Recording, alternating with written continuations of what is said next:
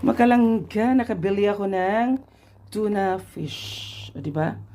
Marami siya, 1 kilo, more than 1.5 ata to. So, nakita ko to sa market, binili ko na. Ngayon, ang gagawin ko, hindi ko na balik sa freezer kasi parang hindi na siya fresh. O, diba? I-fry ko na lang siya at isa-isahin sa buwan natin pag hindi maubos.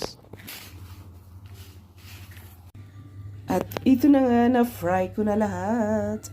Magsabaw ako. Sabaw tayo.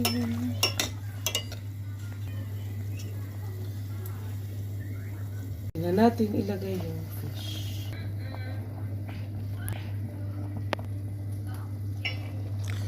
Argola pala yung gamit kong gulay, mga langga.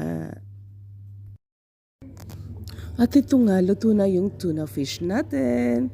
Ito na yung sinigang